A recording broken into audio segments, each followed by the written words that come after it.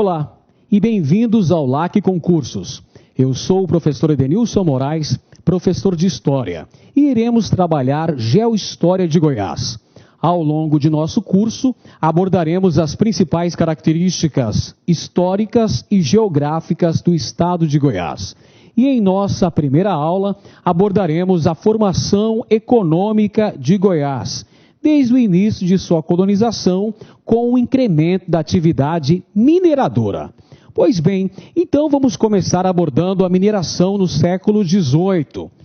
A expansão colonizadora ocorrida durante o século XVIII está ligada diretamente à atividade bandeirante, advinda principalmente do centro-sul da América Portuguesa, e também à catequese jesuítica, oriunda do norte, via fluvial do rio Tocantins, através das missões jesuíticas dos aldeamentos indígenas implementados pelos jesuítas na região amazônica brasileira e que faziam incursões durante os séculos XVII e XVIII ao território goiano.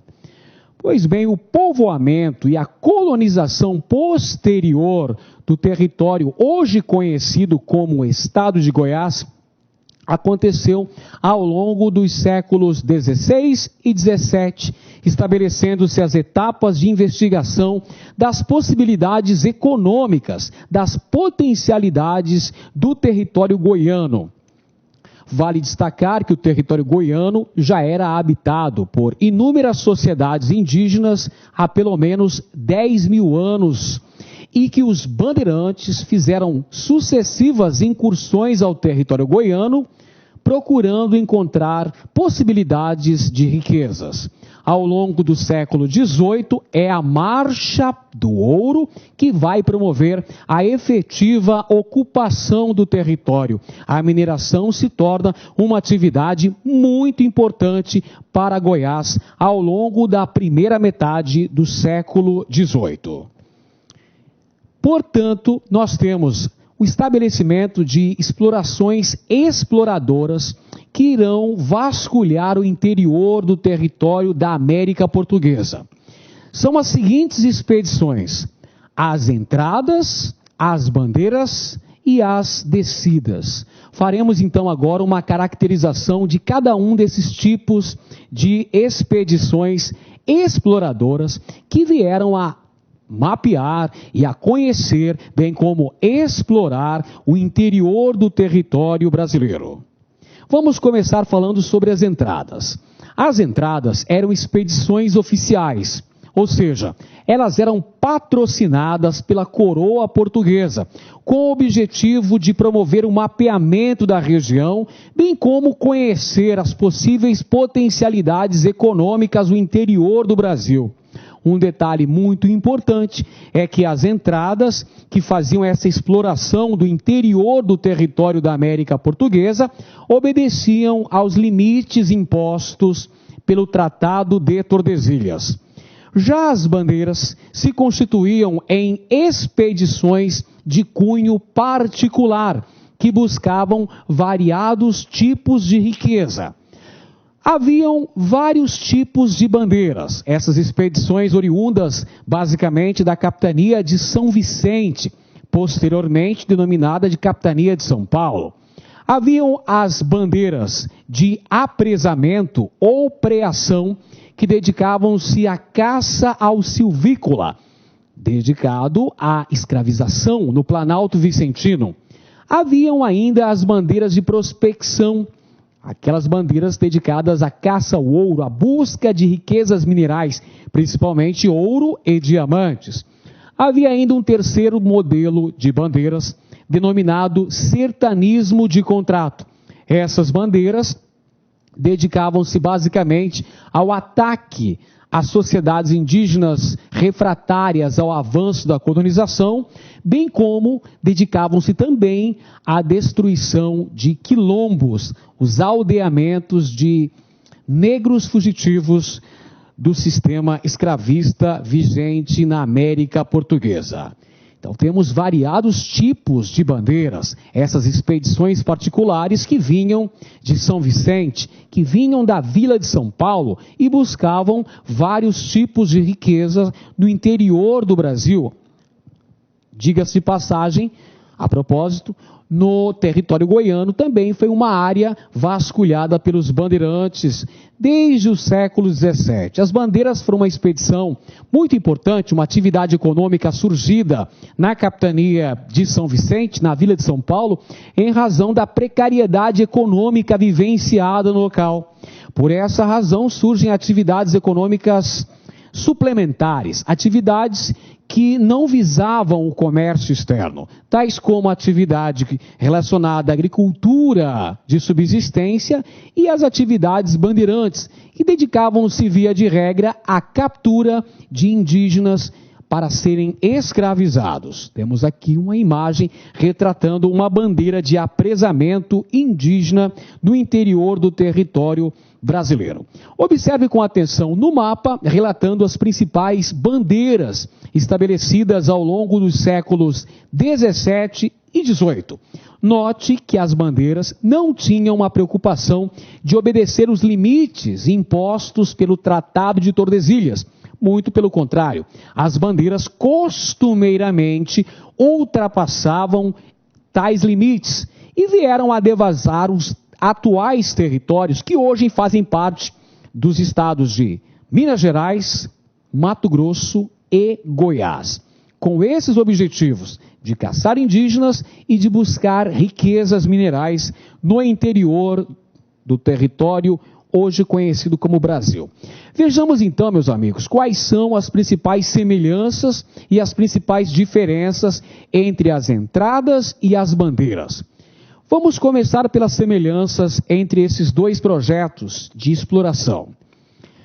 Tanto as entradas quanto as bandeiras eram expedições que penetravam no interior do território da América Portuguesa em busca de fazer o reconhecimento do território e também na tentativa de encontrar metais e pedras preciosas. Esse se constituiu num importante objetivo da coroa portuguesa dentro de sua política metropolitana desde os primeiros anos da colonização. Vale dizer que com o início da colonização sistemática do Brasil, com o envio da expedição de Martim Afonso de Souza, em 1532, já houve a montagem da primeira entrada, com o objetivo de mapear o território do interior da colônia e procurar potencialidades econômicas, procurar riquezas minerais. Portanto, as entradas e também as bandeiras tinham esse objetivo, buscar riquezas no interior da colônia. Entretanto, haviam diferenças básicas entre esses dois modelos de exploração. As entradas se constituíam em expedições organizadas pelo governo lusitano, portanto, eram expedições oficiais. Não visavam um lucro imediato. Partiam das capitanias da Bahia e de Pernambuco. Note que, no início da colonização brasileira, a principal região econômica da colônia eram as capitanias localizadas na porção nordeste. No caso, Bahia, centro político da América Portuguesa, uma vez que a primeira capital do Brasil foi Salvador, e Pernambuco, o principal centro econômico com a produção açucareira. Temos ainda entradas que tinham o objetivo de prospecção, de buscar riquezas minerais, ouro e diamantes no interior da América Portuguesa. Note que os espanhóis haviam encontrado ouro no México e prata no Peru. Sendo assim, os portugueses, na mesma época, nutriam a esperança de encontrar riquezas minerais no interior da América Portuguesa. As entradas eram expedições que respeitavam os limites impostos por Tordesilhas.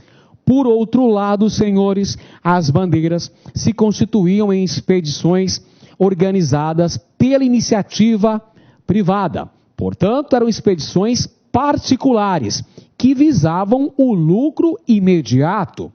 Partiam geralmente da capitania de São Vicente, hoje São Paulo, E existiam vários tipos de bandeira. Bandeira de apresamento, bandeira de prospecção e bandeiras de sertanismo de contrato. Detalhe importantíssimo é que as bandeiras não respeitavam os limites impostos pelo Tratado de Tordesilhas, assinado entre Portugal e Espanha em 1494. Muito pelo contrário, as bandeiras sistematicamente rompiam, ultrapassavam os limites impostos pelo Tratado de Tordesilhas.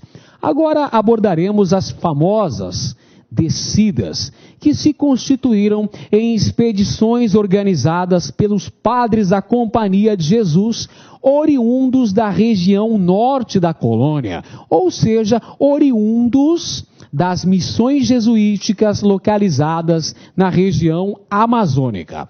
O objetivo de tais expedições, as chamadas descidas, eram a formação de novas reduções jesuíticas, a conversão do gentil, a conversão do indígena. E essas descidas aconteciam basicamente através de expedições fluviais que, subindo o rio Tocantins, alcançaram o território goiano. Pois bem, vamos então agora tratar da chamada ocupação mineradora. Os bandeirantes trilharam os territórios que hoje correspondem ao estado de Goiás. Entretanto, a descoberta de ouro coube ao bandeirante Bartolomeu Bueno da Silva, o famoso Anhanguera. E aqui tem o Anhanguera pai, que chegou primeiro ao território goiano, que ganhou esse apelido de Anhanguera, que na língua tupi significa diabo velho, devido ao artifício utilizado por este bandeirante para conseguir a localização das minas de ouro dos índios Goiá. Ele usou de um estratagema muito interessante. Queimou um vasilhame que continha aguardente e ameaçou queimar a água dos rios de Goiás, caso os índios não denunciassem o local das minas de ouro. Por essa razão, ganhou o apelido de Anhanguera, que, como eu frisei anteriormente, significa diabo velho na língua tupi.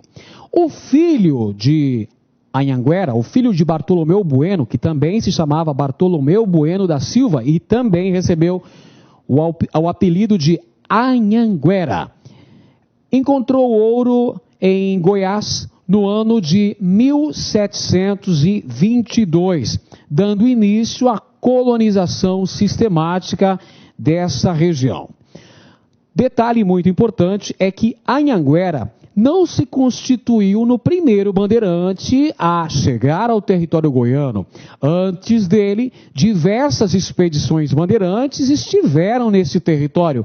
Entretanto, é com a expedição de Bartolomeu Bueno da Silva, filho, o Anhanguera, que se dá o início da colonização sistemática do território, pois este se constituiu no primeiro bandeirante a vir com clara intenção de se fixar na região. Repare com atenção no mapa a trilha, a rota dos bandeirantes provenientes da capitania de São Vicente em direção ao território goiano, na expectativa de conseguirem dar início à colonização através da atividade mineradora. A economia mineradora deu suporte para o início da colonização efetiva do território goiano ao longo das primeiras décadas do século XVIII. As capitanias de Minas foram durante o século XVIII as capitanias de Minas Gerais, Mato Grosso e Goiás. A extração de ouro durante o século XVIII se deu basicamente nestas três capitanias: Minas Gerais, Mato Grosso e Goiás. Na ordem da importância econômica, Minas Gerais, Goiás e Mato Grosso. Essa exploração econômica, é preciso frisar, que se deu basicamente seguindo a orientação da mentalidade mercantilista. Fazendo um pequeno adendo aqui, meu caro aluno, mercantilismo foram um conjunto de práticas econômicas implantadas pelas nações absolutistas europeias no contexto que vai do século XVI ao século XVIII, aproximadamente. Então, com a descoberta de ouro e o início da ocupação dessas áreas do interior do Brasil, é claro que Portugal vai seguir uma doutrina basicamente mercantilista, visando garantir para si uma balança comercial favorável. Uma medida importante adotada pela coroa portuguesa no território goiano foi a proibição dos engenhos de açúcar, na medida em que visava concentrar a população estabelecida nesta região na atividade mineradora. E lembrando também que os engenhos de açúcar produziam aguardente, produto que era consumido basicamente pela população escravizada nessas regiões. Bem, a mineração em Goiás se deu em formas muito parecidas àquelas implementadas em outras capitanias brasileiras, tais como Minas Gerais e Mato Grosso. Ou seja, ocorreram o estabelecimento de dois tipos de exploração de jazidas auríferas. São eles as lavras e a faiscação. As lavras localizadas em minas, geralmente minas subterrâneas, e a faiscação ocorrida basicamente no leito dos rios. Lembrando que o ouro encontrado em Goiás, assim como Minas Gerais e Mato Grosso, era basicamente um ouro de aluvião, ou seja, o ouro encontrado na superfície, principalmente junto ao cascalho dos rios, um ouro de fácil localização, porém, um ouro que se escasseia muito rapidamente. O ciclo do ouro, o auge da exploração aurífera em Goiás, se deu aproximadamente durante o período de 50 anos, ou seja, ocorreu uma rápida decadência na extração aurífera. E quais são os fatores que levaram a essa rápida decadência? Bem, nós podemos citar entre os principais fatores o fato de ser ouro de aluvião, que é de fácil localização, mas que escasseia rapidamente, a ausência de uma maior tecnologia empregada na extração desse produto e também os pesados impostos cobrados pela coroa portuguesa nessa região. Esses fatores somados levaram a uma rápida decadência, a um rápido esgotamento da extração aurífera no território de Goiás. Bem, a crise da mineração no ouro acabou levando a uma decadência progressiva da economia goiana. Isso ocorre a partir de 1778. Como dissemos anteriormente, o ciclo do auge da extração aurífera em Goiás durou apenas meio século. Por volta de 1778, nós temos então o início da crise do setor minerador em Goiás, devido basicamente à escassez de novas descobertas auríferas, que por sua vez acaba causando um decréscimo progressivo no rendimento por escravo. Quando da descoberta de ouro no território goiano, assim que estas descobertas foram notificadas, a coroa portuguesa tratou de normatizar, ou seja, disciplinar a extração e a cobrança dos tributos nesta região. Foram estabelecidos os seguintes impostos. Captação. Captação era o imposto cobrado pelo número de escravos empregados na atividade mineradora. O mais famoso imposto cobrado na região das Minas foi o quinto, o famoso quinto, que se constituía na cobrança de 20% da extração aurífera, um quinto. Haviam ainda as entradas, que eram um imposto cobrado sobre a circulação de mercadorias. As mercadorias que entravam no território minerador pagavam impostos. Haviam ainda os dízimos, que se constituíam na 10ª parte da produção agropecuária, um imposto também muito importante.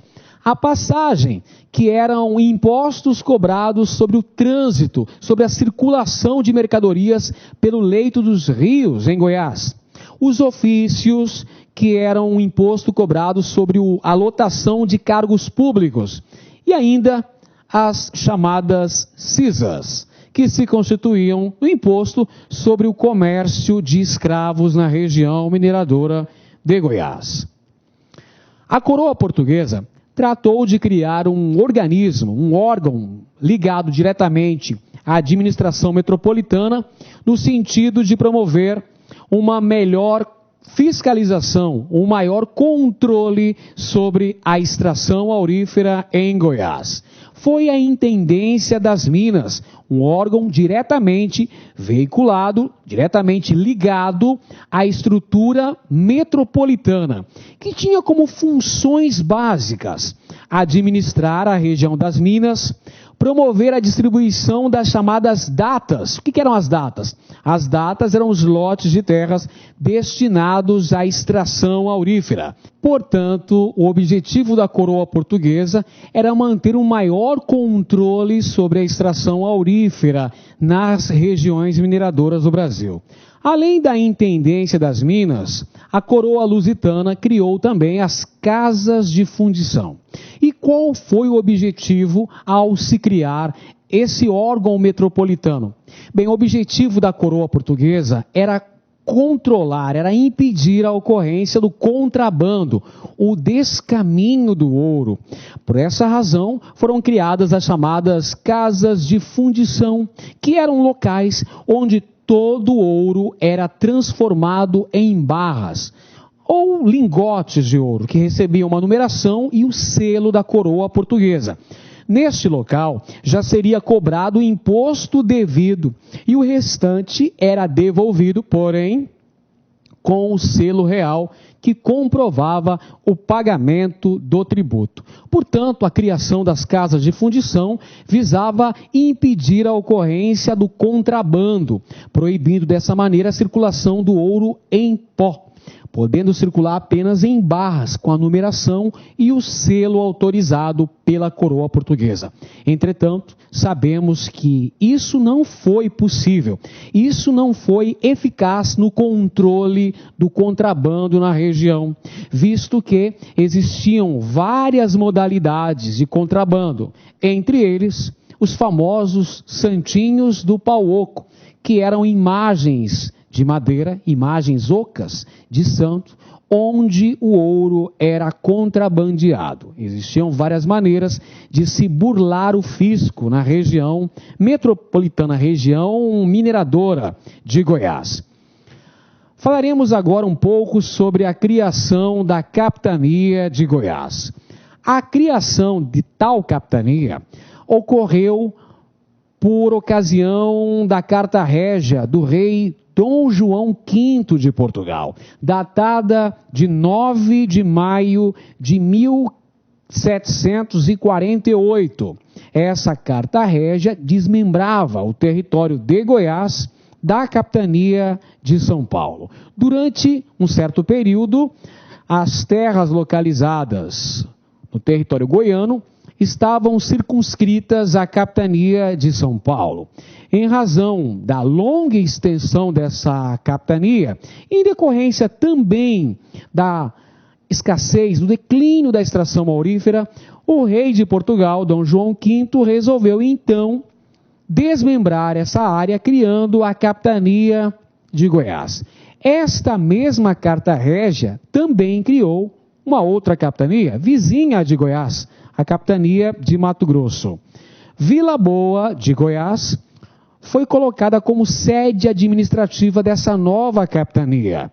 E Dom Marcos de Noronha, o Conde dos Arcos, foi o primeiro capitão-general e governador da capitania de Goiás, entre 1749 e 1755. Aí está a capitania de Goiás, desmembrada do território da capitania paulista, que se constituía num grandioso território que compõe os atuais Goiás e Tocantins. Pois bem, falaremos então sobre o processo de povoamento, de colonização do território goiano durante o século XVIII.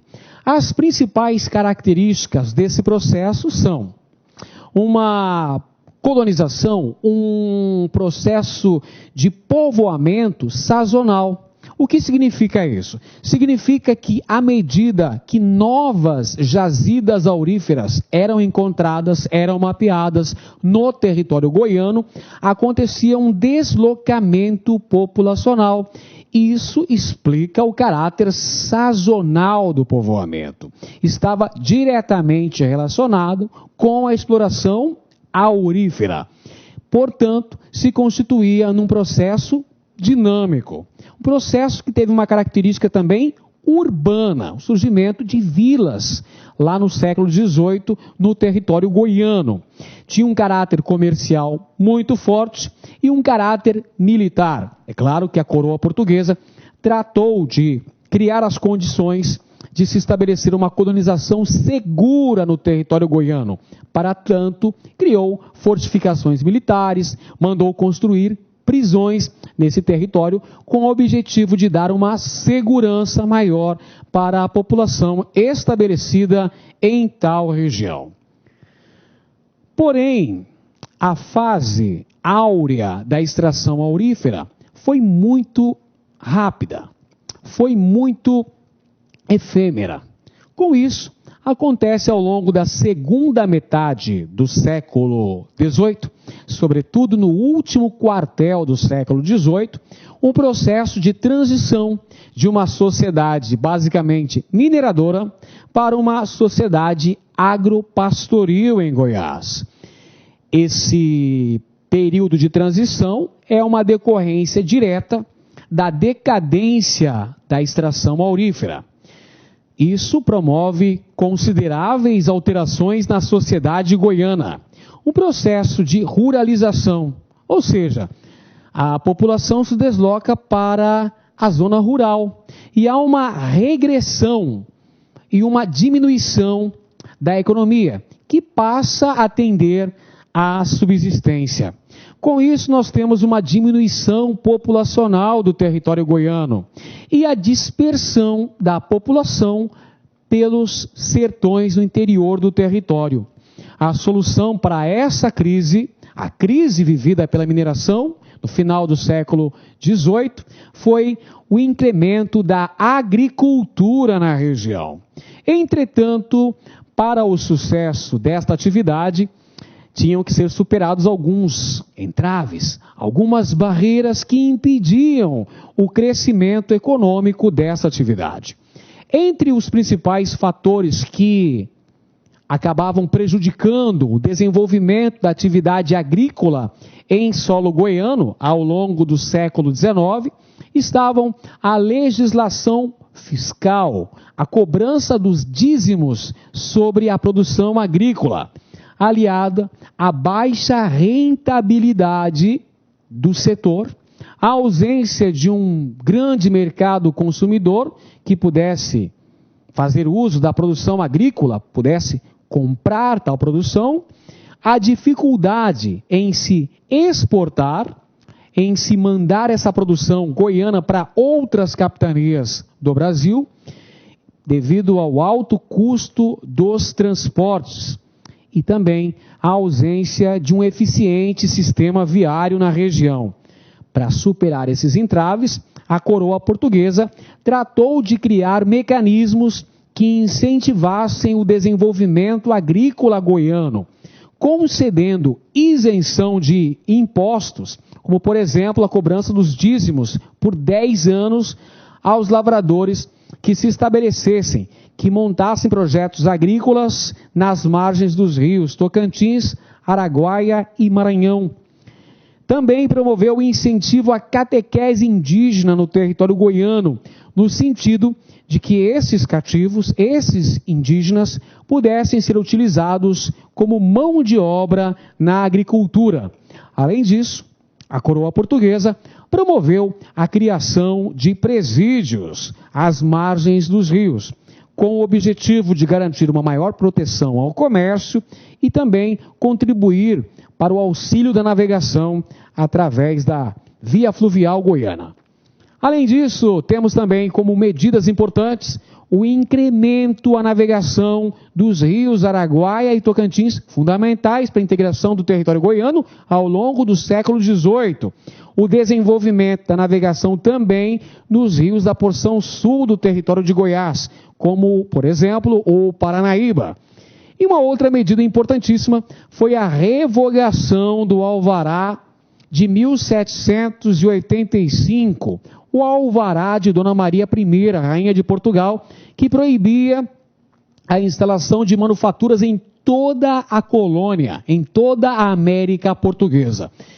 Esse alvará de 1785 foi revogado em território goiano para permitir a instalação e a fabricação de manufaturas na região. Tudo isso visando garantir um desenvolvimento da atividade agropastoril nesta região. Vejamos agora, meus amigos, as principais características da decadência mineradora em Goiás. A crise da mineração acabou contribuindo para a diminuição da importação e do comércio externo. Claro, se a queda da produção de ouro fez com que a própria sociedade goiana entrasse num processo de crise, perdendo dessa maneira o seu poder de compra. Claro que isso faz diminuir a importação de produtos, bem como o comércio externo, o comércio mantido não apenas com a metrópole, mas também com as capitanias vizinhas. Há também uma sensível queda nos rendimentos dos impostos em Goiás, uma sensível diminuição da mão de obra escrava africana, em razão de ser uma mão de obra cara, tanto na obtenção, na compra desses escravos, como na manutenção dos mesmos. Com isso, temos uma queda no comércio goiano durante o final do século XVIII, o que leva a uma formação de uma economia baseada principalmente na agricultura de subsistência, o que, por sua vez, acaba levando também ao esvaziamento dos centros urbanos. Cada vez mais a população procurava a zona rural. Ocorreu o processo de ruralização da sociedade goiana no último quartel do século XVIII. E ainda, como consequências importantes dessa crise mineradora, nós temos o processo de empobrecimento e de isolamento cultural da capitania de Goiás, em razão do pouco intercâmbio estabelecido com outras capitanias, sobretudo a capitania de São Paulo e do Rio de Janeiro. Rio de Janeiro, que à época já era a capital do Brasil. Os senhores sabem muito bem que, em razão da descoberta de ouro em Minas Gerais, Mato Grosso e Goiás, o Marquês de Pombal, que era primeiro-ministro do rei de Portugal, Dom José I, transferiu em 1763 a capital, que era Salvador, passou a ser o Rio de Janeiro. Pois bem, diante da decadência mineradora vivenciada na capitania de Goiás ao final do século XVIII, nós temos então o estabelecimento de atividades complementares, atividades que visavam livrar-se da crise vivenciada na região. Essas atividades são a agricultura de subsistência e a pecuária extensiva, a criação de gado. O estabelecimento da chamada Estrada de Goiás foi fundamental para o incremento da atividade pastoril, não apenas na capitania de Goiás, mas também na capitania de Mato Grosso. Nós tivemos o estabelecimento da chamada pecuária extensiva, que por sua vez acabou contribuindo para o surgimento de novos núcleos populacionais, a exemplo de Itaberaí e a famosa Anápolis. Bem, ao longo dos séculos 19 e 20, a agropecuária se caracterizou na atividade econômica por excelência no território da capitania e posteriormente província de Goiás. temos o estabelecimento, então, do comércio tropeiro, atividade importante na região, e a criação de gado, pecuária extensiva. Anote como atividades importantes estabelecidas em Goiás ao longo dos séculos XIX e XX. Então, veja, a agropecuária acaba substituindo o espaço deixado pela mineração, que entrou em crise, entrou em decadência ao final do século XVIII. Sendo assim, essas atividades assumem a ponta da importância econômica de Goiás. A criação de gado, a pecuária extensiva, aproveitando as condições propícias para o desenvolvimento de tal atividade em solo goiano. A existência em abundância de pastos, de pastagens naturais. Vale destacar ainda que a chegada das ferrovias ao território goiano se constituiu num verdadeiro divisor de águas para a economia dessa região, uma vez que garantiu um desenvolvimento agrícola e também pastoril do estado de Goiás. Então é importante sublinhar que a chegada das ferrovias promoveu um maior intercâmbio econômico e cultural de Goiás com as demais regiões brasileiras. Temos, portanto, nesse contexto, a fundação e a estabilização de numerosos povoados goianos, bem como o processo de expansão da atividade agropecuária nesta região. Agropecuária que, a propósito, ao longo do século XX, ou pelo menos a primeira metade do século XX, se caracterizou como principal atividade econômica goiana, promovendo a ocupação de uma área importante de Goiás. Centro-Sul. O Centro-Sul de Goiás é ocupado nesse processo na primeira metade do século XX, em razão da fertilidade do solo, em razão do baixo custo operacional das glebas estabelecidas nesta área goiana. Um outro aspecto importante é notarmos o período da chamada Marcha para o Oeste, que aconteceu durante o contexto da Era Vargas. A Era Vargas foi o período compreendido entre 1930 e 1945. A Era Vargas tem 3 períodos: governo provisório, governo constitucional e Estado Novo. O que devemos analisar aqui é o Estado Novo. Durante o Estado Novo, que foi a ditadura varguista, ocorreu a criação de um audacioso projeto de colonização federal, que visava promover a ocupação dos chamados espaços vazios, territórios de Goiás e Mato Grosso. Esse projeto se chamou Marcha para o Oeste e foi fundamental para o desenvolvimento econômico de Goiás, na medida em que garantiu grandes desdobramentos, importantes desdobramentos para Goiás, como a criação de colônias agrícolas federais, por exemplo, o que aconteceu em Ceres, no interior goiano, garantindo com isso a expansão agrícola do território. Bem, falaremos agora sobre a estrada de ferro e a modernização da economia goiana. Como eu falei, a chegada dos trilhos a Goiás foi um verdadeiro divisor de águas para a economia goiana, garantiu maior dinamização da parte econômica de Goiás. 1896, a estrada de ferro mogiana chega até Araguari, no interior de Minas Gerais. Já vai fazer uma relação com o vizinho estado de Goiás. 1909, nós temos a chegada dos trilhos da Paulista até Barretos, no interior de São Paulo. Já contribui também para o processo de integração com Goiás. Entretanto, é em 1913, com a chegada dos trilhos, que Goiás foi ligado ao estado de Minas Gerais através da estrada de ferro Goiás e também pela rede mineira de viação. Esses processos foram fundamentais, foram importantíssimos para a maior circulação de mercadorias e de pessoas através do território goiano. Com isso, inaugurava-se uma nova etapa na evolução do estado de Goiás.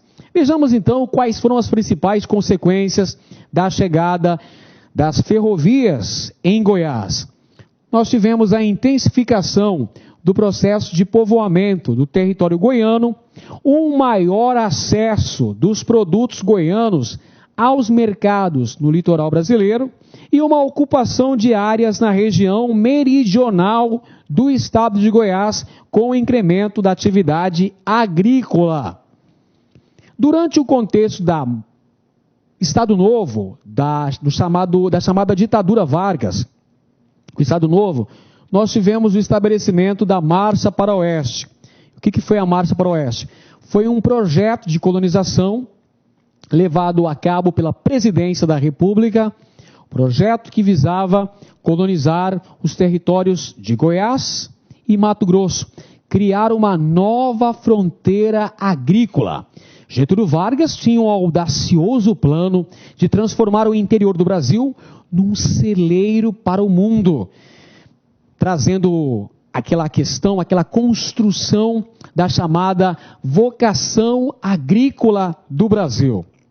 Os principais objetivos da Marcha para o Oeste eram promover a interiorização do desenvolvimento. Se constituía num objetivo básico da Marcha para o Oeste, formar um bloco homogêneo da nação. Nesse contexto aqui, meus senhores, durante a década de 1940, Marcha para o Oeste, durante o Estado Novo, o objetivo era promover o desenvolvimento do interior do território brasileiro, garantindo assim um suporte para a ocupação efetiva dos territórios amazônicos, promovendo ainda um incentivo à migração da região. Para vocês terem uma ideia, o colono tido como ideal era o colono sulista. Segundo o governo, era o colono que possuía uma mentalidade mais capitalista, uma mentalidade mais moderna, que poderia promover o desenvolvimento da atividade agrícola no território goiano. Também se constituía num dos objetivos da Marcha para o Oeste, apesar de não realizado, a reforma agrária. Ainda como objetivos, tínhamos a criação de colônias agrícolas. Este é um importante ponto. Veja com atenção. O engenheiro Bernardo Saião, em 1941, o governo federal criou a Colônia Agrícola Nacional de Goiás. É a colônia de Ceres. Sublinhe este como importante desdobramento da Marcha para o Oeste em Goiânia. Em Goiás, melhor dizendo, em Goiás. A criação de uma colônia agrícola federal. A Colônia Agrícola Nacional de Goiás, estabelecida no município de Ceres. Ceres, a deusa da agricultura na mitologia grega, criação então dessa importante colônia agrícola no interior goiano. Além disso, eram objetivos específicos da Marcha para o Oeste o incentivo à produção agropecuária, além da construção de estradas para se dotar de uma melhor infraestrutura na região. Segundo a doutrina defendida pelo Estado Novo, era necessário ocupar os espaços vazios, os ditos espaços vazios do Centro-Oeste e Amazônia brasileira, incrementando a atividade capitalista na região via a implantação de colônias agrícolas, visando o desenvolvimento da atividade agropecuária. Teve atuação fundamental dentro desse processo os irmãos Vilas Boas, que participaram da famosa Expedição Roncador Xingu e da Fundação Brasil Central, criando o suporte necessário para a implantação desses projetos agropecuários no interior goiano, no contexto da Marcha para o Oeste. Bem, durante a era Vargas, 1930, 1945, nós tivemos vários reflexos da participação do governo federal no processo de colonização de Goiás. Durante o Estado Novo, a ditadura Vargas, que durou de 1937 até 1945, Vargas nomeou interventores federais com o objetivo de administrarem os estados.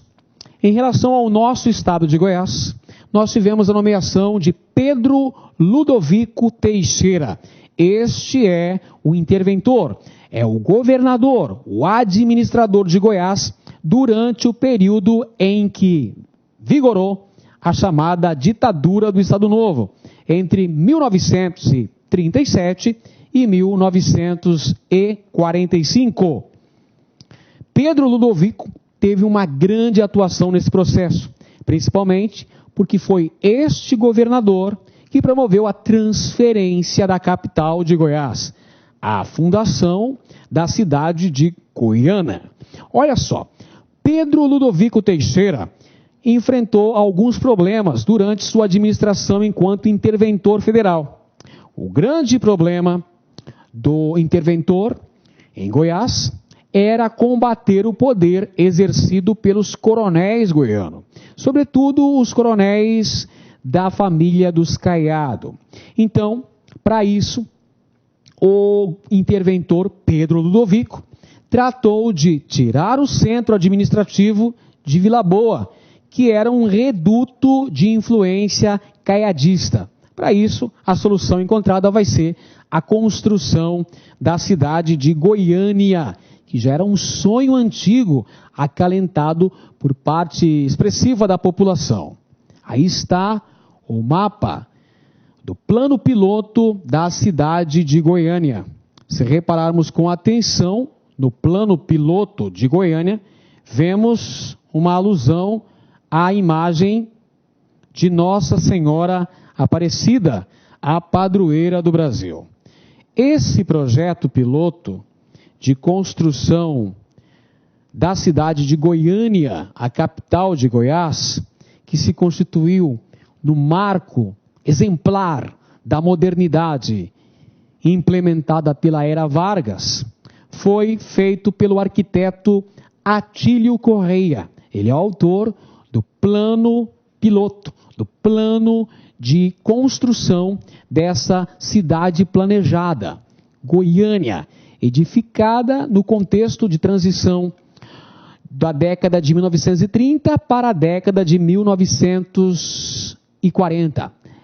A construção de Goiânia, o lançamento da pedra fundamental, o marco inicial da construção de Goiânia ocorre ainda na década de 1930. E sua inauguração ocorre no início da década de 40, em 1942. Vale dizer que Getúlio Vargas, o ditador brasileiro, presidente durante esta época, vai conceder vultosos financiamentos para a construção da capital de Goiás, a construção de uma magnífica cidade, a cidade de Goiânia, planejada para 50 mil habitantes. E aí nós temos uma série de fatores que contribuíram, fatores favoráveis à construção da cidade de Goiânia. Visava fazer uma integração com o interior, integração entre interior, uma ligação direta, interior até o litoral. Por isso, a construção de Goiânia vai de encontro aos ideais defendidos pela política de colonização varguista, a chamada Marcha para o Oeste. Goiânia tem uma estrutura física plana, diferente de Vila Boa, que tem um relevo bastante irregular, bastante acidentado. Goiânia, então, teve todas as possibilidades de crescimento. A transferência definitiva da nova capital para Goiânia se deu no dia 23 de março de 1937, através do decreto número 1816, decreto 1816. Em 5 de julho de 1942, ocorreu o batismo cultural. Goiânia já contava com mais de 15 mil habitantes no ato de sua inauguração. Vemos aqui na imagem a data da inauguração da cidade de Goiânia, a nova capital de Goiás. Perceba que este é outro fator importantíssimo, que irá contribuir decisivamente para a mudança nos rumos da economia e da própria sociedade goiânia. A construção da cidade de Goiânia vai se constituir também um divisor de águas, um novo rumo, um rumo dinâmico, progressista para a economia do grandioso estado de Goiás. As transformações econômicas com a construção de Goiânia e de Brasília. Duas etapas fundamentais para se contribuir para uma nova redefinição, para uma ressignificação de Goiás, são a construção de duas cidades planejadas no Planalto Central do Brasil. Primeiramente, Goiânia, inaugurada, como vimos, em 1942, e posteriormente, Brasília, a capital do Brasil, inaugurada em 1960, no contexto histórico do governo do presidente Juscelino Kubitschek. Vejamos então, mais uma vez, a construção de Goiânia. Vamos lá. A construção de Goiânia ocorreu dentro do processo de colonização implementado durante o Estado Novo, a ditadura Vargas, que foi a chamada Marcha para o Oeste, e representou o segundo, veja, o segundo dinamismo na urbanização de Goiás. O primeiro dinamismo havia sido a chegada das ferrovias em território goiano. O segundo dinamismo, meus amigos, vai ser a construção da nova capital de Goiás, a cidade de Goiânia. Durante a era Vargas, nós temos o estabelecimento de uma nova fase de ocupação agrícola do território de Goiás, influência direta das necessidades da economia mundial que se refletiram diretamente sobre a economia nacional. A expansão agrícola de Goiás, nesse período, respondeu a estímulos exógenos, ou seja, estímulos oriundos de fora do território goiano. Interesses das classes agrária e industrial de São Paulo, refletindo-se diretamente na dinamização econômica de Goiás. Outro evento é este, a construção de Brasília. Em tempo recorde, 3 anos e meio, inaugurada durante a administração de JK. Pois bem, a construção de Brasília ocorreu nesse contexto dos chamados anos dourados, ou pelo menos dourados para classes dominantes do Brasil, que é justamente o governo de Juscelino Kubitschek de Oliveira, entre 1956 e 1960, 61, quando ele passa a presidência para Jânio Quadros. Juscelino Kubitschek, ele baseou o seu governo através de um audacioso plano de metas, que estava sintetizado na expressão 50 anos em 5. O objetivo principal desse plano, logicamente, era promover o desenvolvimento do Brasil, o equivalente a 50 anos. Promover os chamados 50 anos em 5.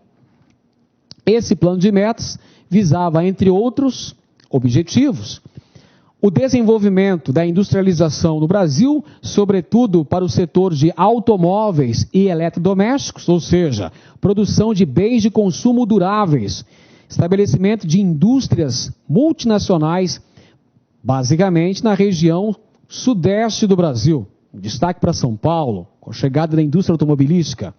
Além disso, visava promover a interiorização do desenvolvimento no Brasil.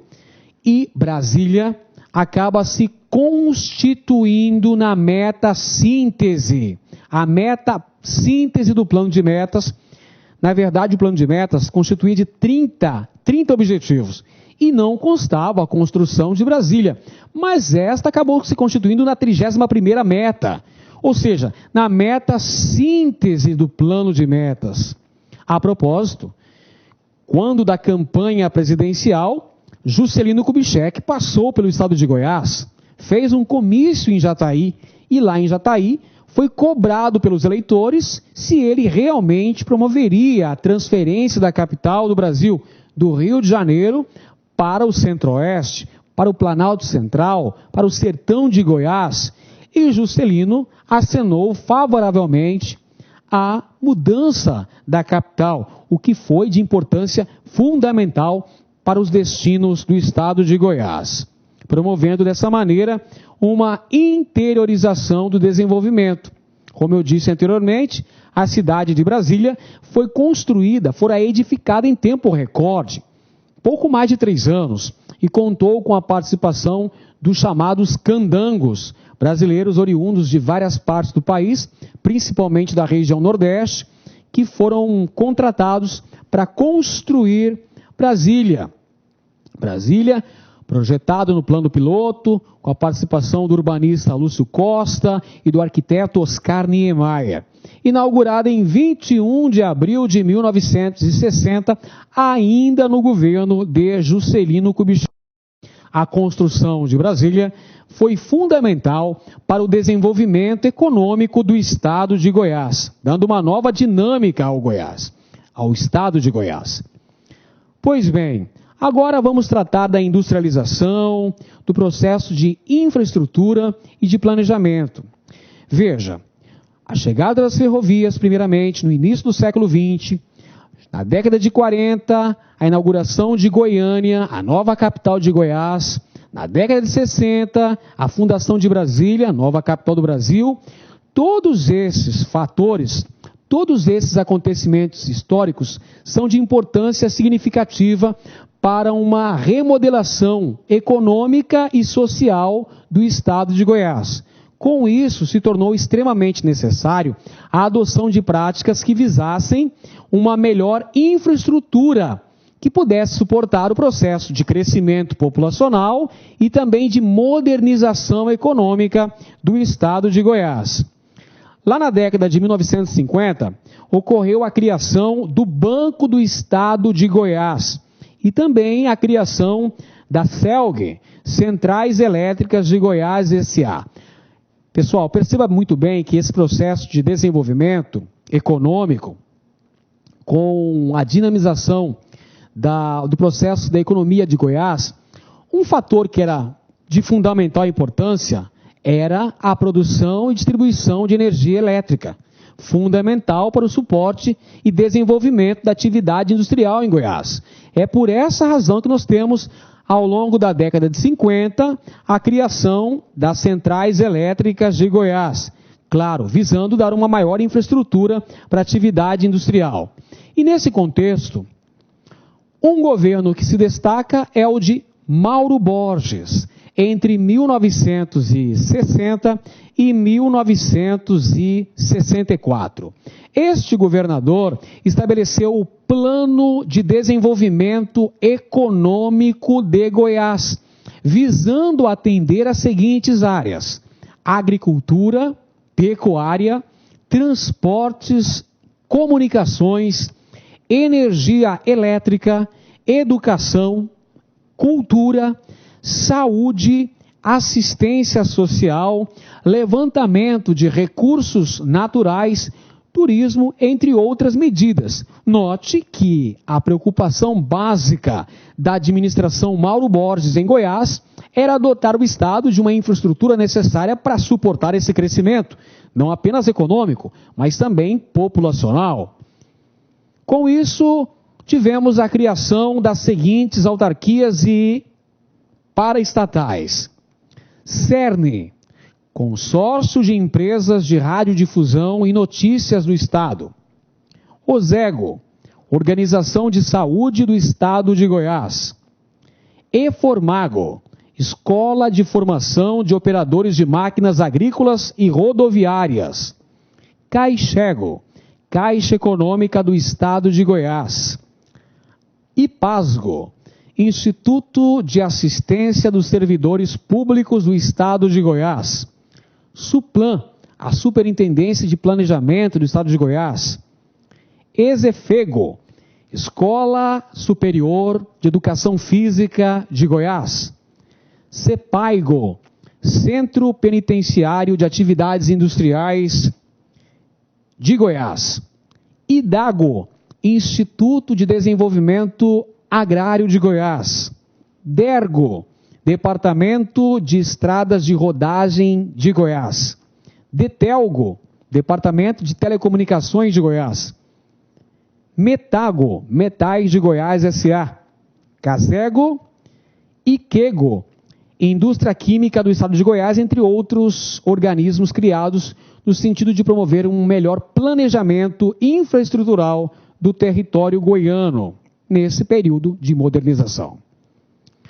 Bem, um outro aspecto que gostaria de enfocar nessa nossa aula é a modernização da agricultura e a urbanização do território goiano. Afinal de contas, na segunda metade do século XX, ocorreram profundas transformações políticas, econômicas e sociais em Goiás. Claro que ao longo das décadas de 60, 70 e 80, quando vigorou a chamada ditadura militar, tivemos uma série de transformações políticas e econômicas em território goiano, e até mesmo infraestruturais. Com o retorno da democracia política, ocorrida em 1982, com a eleição direta do governador Iris Rezende, isso ocorre já no processo de redemocratização do Brasil, no finalzinho da ditadura militar, no governo de João Batista Figueiredo. 1982 são as primeiras eleições diretas para governador que ocorrem no final do período da ditadura. E é eleito aqui em Goiás Iris Rezende, com mais de 1 milhão de votos, uma votação muito expressiva. Na política, ao longo da chamada Nova República, período que se estende de 1985 até os presentes dias, nós tivemos uma grande representação política do estado de Goiás em nível nacional, não apenas com a atuação de vários governadores, bem como com a expressiva e atuante ação dos senadores federais por Goiás.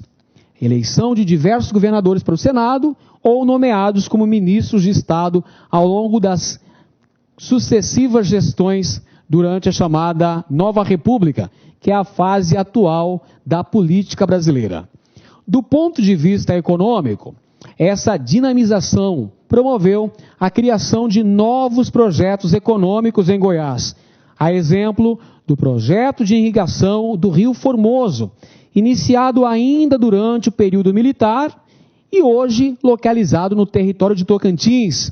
Os senhores sabem muito bem que em 1988, quando da promulgação da nossa atual Constituição Federal, ocorreu a divisão do estado de Goiás e o surgimento do estado de Tocantins.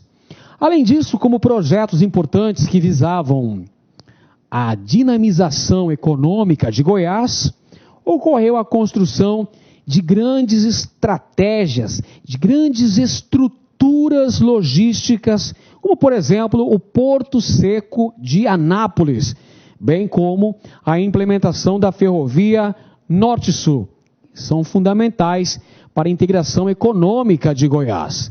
E ainda estímulos especiais visando o desenvolvimento, a produção e instalação de grandes indústrias no estado de Goiás, a exemplo dos polos farmacêutico e automobilístico na região. Bem, amigos, o governo de Goiás passou por várias reformas administrativas e outras iniciativas nesse período, durante a chamada Nova República, onde foram buscadas a racionalização, melhoria e moralização da administração pública do estado de Goiás. Pois bem, amigos, além disso, dessas transformações, cabe ressaltar ainda que nós temos a manutenção de alguns problemas sociais latentes, que continuam ocorrendo. Por exemplo, o grande número de pessoas sem moradia e sem emprego no estado de Goiás. Por isso, os atuais governos têm adotado programas de transferência de renda, de profissionalização de moradia, além do incremento de programas de estímulo visando a melhoria das condições de vida, visando promover o bem-estar social da população goiana. Um dos objetivos das atuais administrações é combater o êxodo rural, impedindo dessa maneira o inchaço das grandes cidades, sem receber, que não tem condições infraestruturais de receber tamanho número de migrantes provenientes da zona rural. Pois bem, meus amigos, essa foi a nossa primeira aula sobre Geohistória de Goiás. Abordamos alguns dos principais aspectos relacionados à formação econômica desse importante estado brasileiro. Por enquanto é só, te vejo num próximo encontro e até mais.